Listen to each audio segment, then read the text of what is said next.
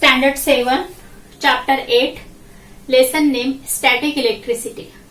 तो बच्चा पार्टी आज हम पढ़ रहे हैं स्टैटिक इलेक्ट्रिसिटी।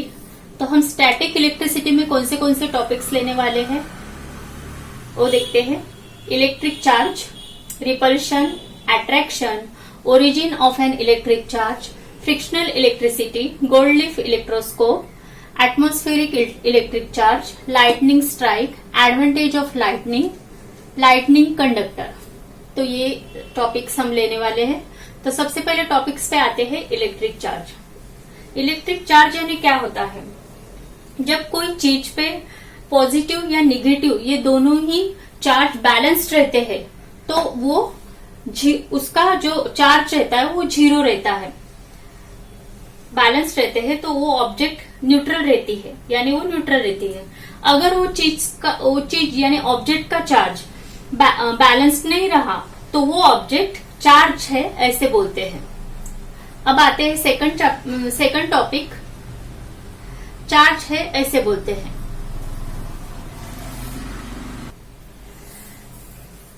जब सिमिलर टाइप के इलेक्ट्रिक चार्ज रहते हैं तो उनके बीच का जो फोर्स रहता है उसे रिपल्शन टाइप का रहता है।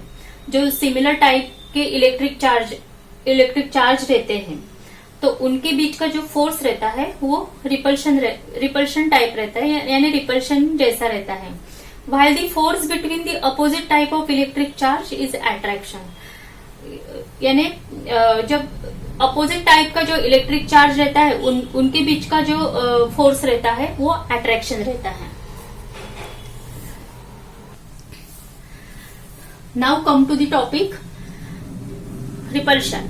रिपल्शन यानी क्या?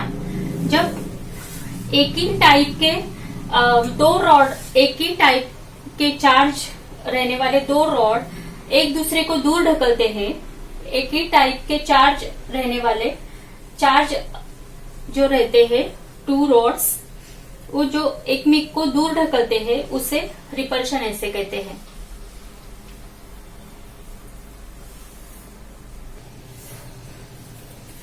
अट्रैक्शन, हमने अभी रिपल्शन देखा, ये अट्रैक्शन यानी जो अपोजिट चार्ज रहने वाले जो रॉड्स रहते हैं वो एक दूसरे को एक की तरफ यानी खींचते हैं, उसे अट्रैक्शन ऐसे बोलते हैं।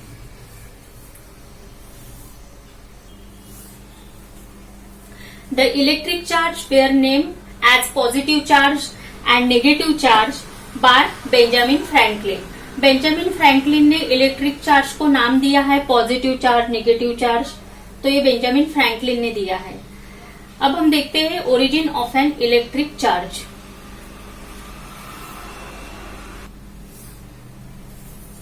Origin of an electric charge. All substances are made up of particles which are ultimately made up of very tiny atoms. Each atom has a stationary positive charge and moving negative charge. These two charges are perfectly balanced. Therefore, an atom is electrically neutral. यानी जो हर एक जो पदार्थ रहता है, हर एक जो substance रहते हैं वो पार्टिकल्स से बने हुए रहते हैं और पार्टिकल्स ये ultimately made up of very tiny atoms, यानी जो बारीक अणु से ये पार्टिकल्स अणु से बने हुए रहते हैं। हर एक एटम में बैलेंस्ड यानी हर एक atom has a stationary positive charge, यानी स्थिर पॉजिटिव चार्ज रहता है। वैसे मूविंग ऐसे नेगेटिव चार्ज ये दोनों पार्ट भी रहते हैं, पॉजिटिव या नेगेटिव ये दोनों, यानी चल moving negative charge and positive charge ये दोनों पार्ट रहते हैं हर एक एटम में। दीज टू चार्जेस ये बैलेंस्ड, परफेक्टली बैलेंस्ड रहते हैं, इसीलिए एटम ये इलेक्ट्रिकली न्यूट्रल रहता है।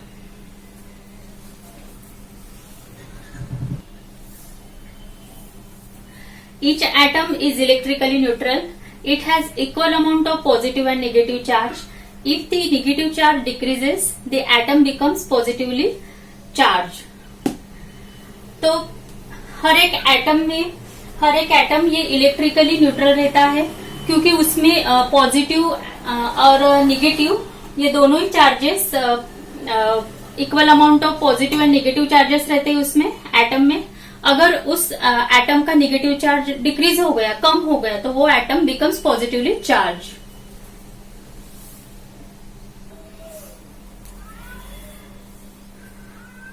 Thales found that feathers are attracted towards a rod of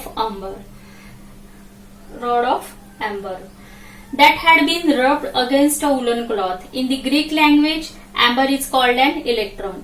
This property of amber to attract things was named electricity. The word electricity was coined by Thomas Browne in 1646 AD. तो जो amber के जो rods है वो अगर woollen cloth को अगर रब्ट किए तो उसके तरफ फिदर्स अट्रैक्ट होते हैं। ऐसे थेल्स यानी जो ग्रीक साइंटिस्ट है उनके ध्यान में आया। इसीलिए ध्यान में उनके आया कि जो एम्बर का जो रॉड रहता है उसकी तरफ वो अगर उलन क्लॉथ को रब किया तो उसके तरफ फिदर्स अट्रैक्ट होते हैं। ऐसे ध्यान में आया थेल्स ये ग्रीक साइंटिस्ट को। जब एम्बर को ग्रीक लैंग्वेज में इलेक्ट्रॉन ऐसे बोलते हैं, एम्बर को ग्रीक लैंग्वेज में इलेक्ट्रॉन ऐसे बोलते हैं, इसीलिए एम्बर की जो ये प्रॉपर्टीज है उसे इलेक्ट्रिसिटी ऐसे बोलते हैं, इलेक्ट्रिसिटी। थॉमस ब्राउन ने 1646 में इलेक्ट्रिसिटी ये नाम सर्च किया था। थॉमस ब्राउन ने 1646 में इलेक्ट्रिसिटी ये नाम सर्च किया था।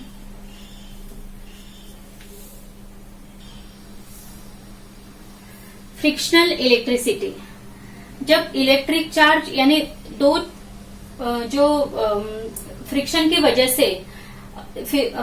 वजह से जब इलेक्ट्रिक चार्ज क्रिएट होता है, जनरेट होता है, तो उससे फ्रिक्शनल इलेक्ट्रिसिटी ऐसे बोलते हैं।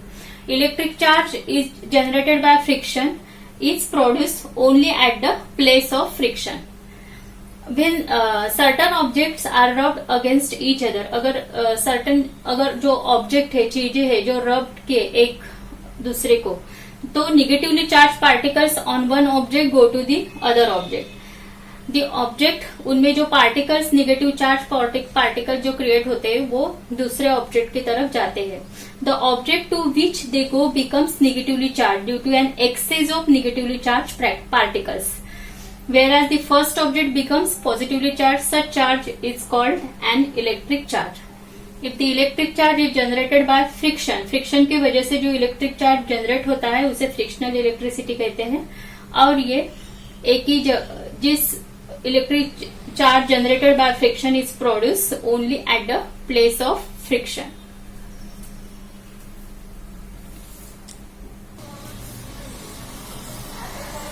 Electrically charge object attract अनचार्ज object, यानी जो इलेक्ट्रिकली चार्ज ऑब्जेक्ट रहता है वो अनचार्ज ऑब्जेक्ट की तरफ अट्रैक्ट होता है। Between the like charges there is repulsion. जो लाइक चार्जेस रहते हैं यानी समान जो इलेक्ट्रिकल चार्जेस रहते हैं उनमें रिपल्शन रहता है, और जो अनलाइक इलेक्ट्रिक चार्जेस रहते हैं उनके बीच में अट्रैक्शन रहता है। इसीलिए रिपल्शन इसे टेस्ट की तरह identifying an electrically charge object use करते हैं। रिपल्शन को टेस्ट की तरह for identifying an electrically charge object.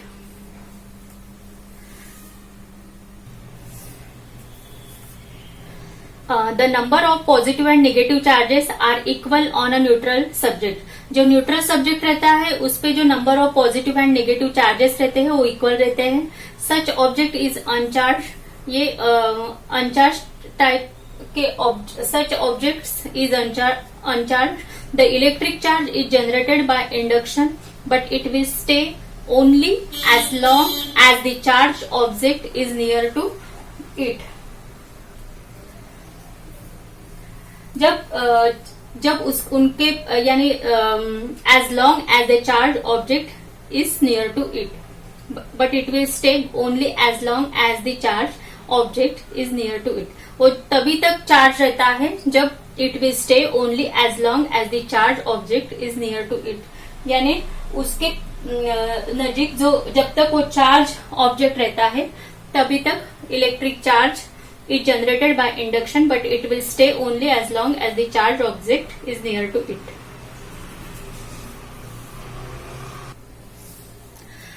Gold leaf electroscope यानी ऑब्जेक्ट में इलेक्ट्रिक चार्ज है ये पहचानने के लिए इस उपकरण का यूज किया जाता है. In the year 1752 Benjamin Franklin showed that lightning is a form of electric charge.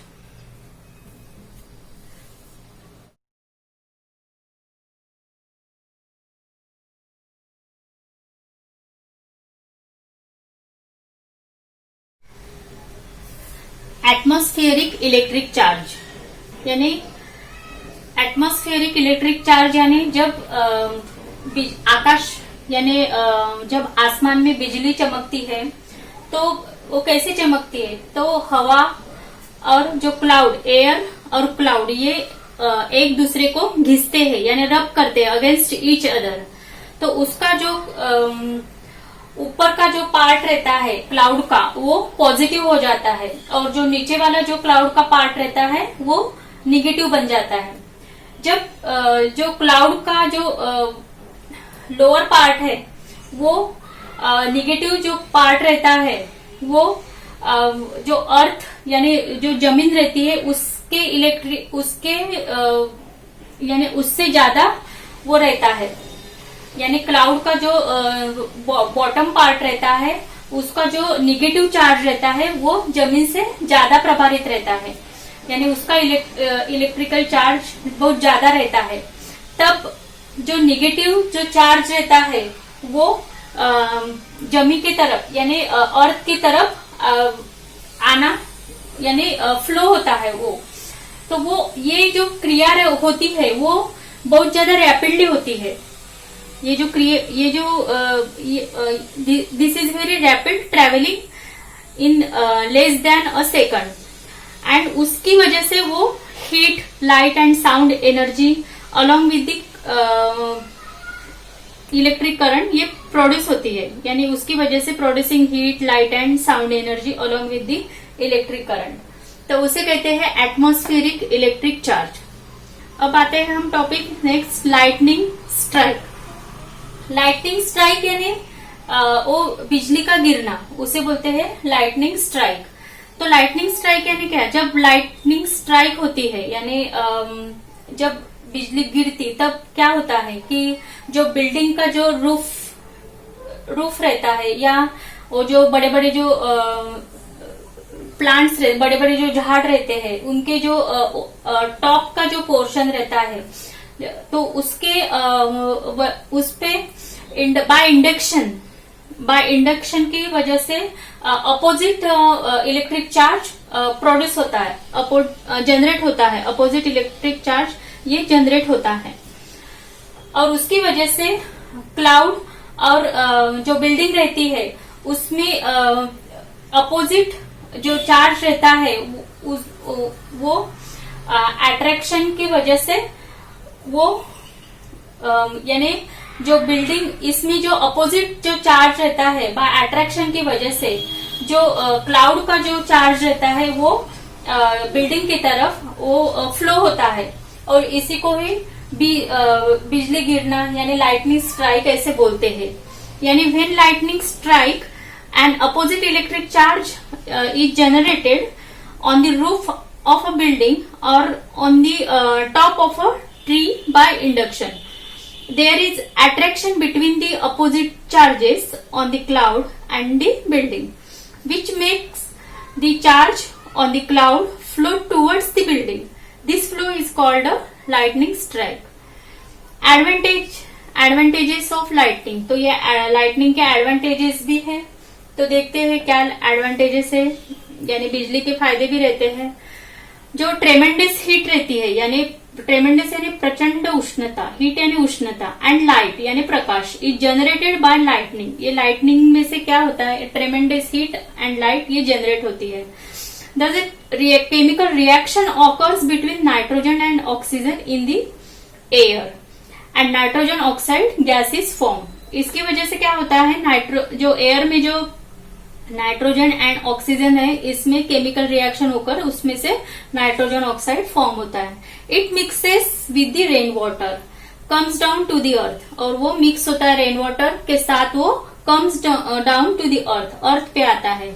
This in turn supplies nitrogen to the soil, और ये जो नाइट्रोजन जो फॉर्म हुआ है वो सॉइल को सप्लाई होता है, और उसमें से क्या होता है, सॉइल फर्टिलिटी इंप्रूव होती है। The energy of the lightning converts the oxygen in the air to ozone. This ozone gas, ozone पता है हम सबको, दिस ओजोन वो हमारे लिए कितना इंपॉर्टेंट है। This ozone gas is a protective cover against the harmful ultraviolet rays present in solar radiation. अब लास्ट टॉपिक है lightning conductor. Lightning conductor is a device, ये एक उपकरण है, डिवाइस है, मेड बाय कॉपर से बना हुआ है and used for protection from a lightning strike, यानी लाइटनिंग स्ट्राइक से बचने के लिए, हमारा प्रोटेक्शन करने के लिए इसका यूज होता है। ये कॉपर से बना हुआ एक उपकरण है, लाइटनिंग कंडक्टर। तो बच्चा पार्टी, आज हमारा स्टैटिक इलेक्ट्रिसिटी ये चैप्टर खत्म हुआ।